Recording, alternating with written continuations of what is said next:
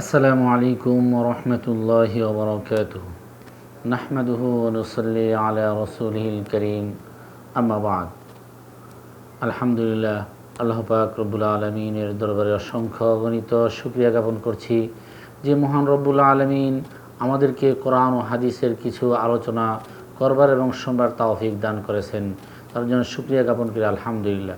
সম্মানিত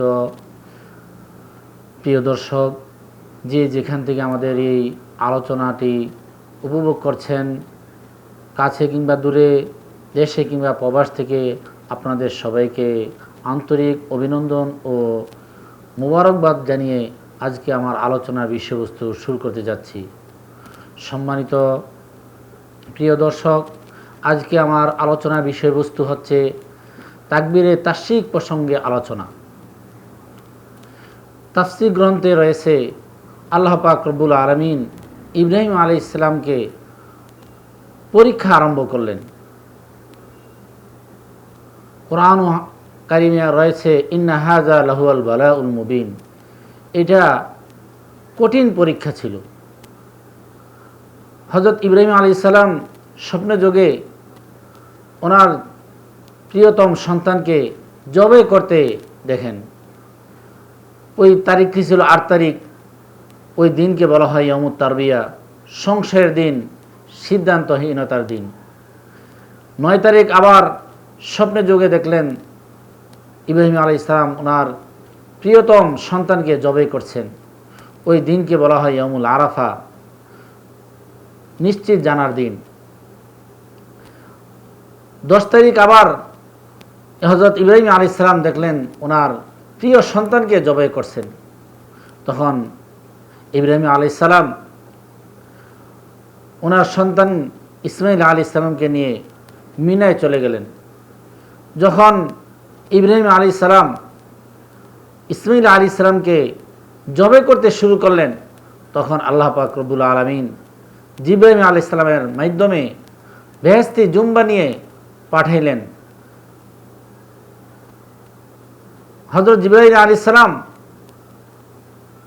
এই আশঙ্কায় যে আমি যাওয়ার আগে যদি হযরত ইসমাইল আলাইহিস সালামকে জবাই করে ফেলে, তার জন্য তিনি দুম্বা নিয়ে যাইতেছেন এবং বললেন আল্লাহু আকবার, আল্লাহু আকবার। এই কথা শুনে হযরত ইব্রাহিম আলাইহিস সালাম বলেন লা ইলাহা ইল্লাল্লাহু আল্লাহু আকবার, এবং হযরত ইসমাইল আলাইহিস সালাম বললেন আল্লাহু আকবার ওয়ালিল্লাহিল হামদ। এই তিন মহান ব্যক্তির জিকিরকে তাকবীরে তাশরিক বলা হয়।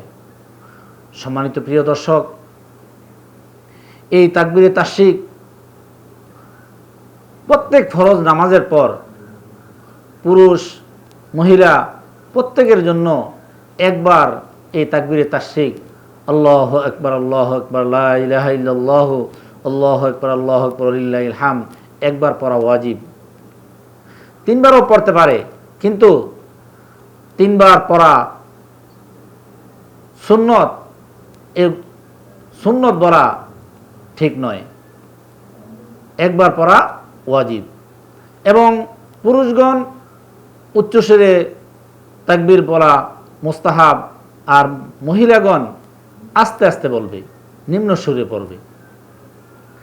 এবং এই তাকবীরে তাশরিক পড়ার উপযুক্ত সময় হলো সালাম ফিরানোর পরে।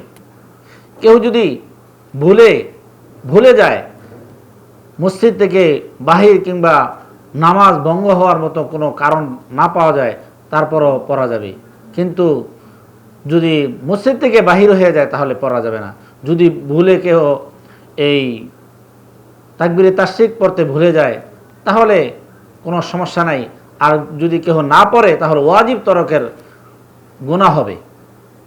এবং এই তাকবীরে তাশরিক আরম্ভ হয় জিলহজ মাসের ৯ তারিখের ফজর থেকে নিয়ে জিলহজ মাসের ১৩ তারিখ আসর পর্যন্ত। এই সময়ের ভিতরে যদি কারো নামাজ কাজা হয় এবং ওই সময়ের এই ৯ তারিখ থেকে নিয়ে ১৩ তারিখের মধ্যে যদি কাজা আদায় করে, তাহলে কাজা আদায়ের সময় তাকবীরে তাশরিক বলা ওয়াজিব।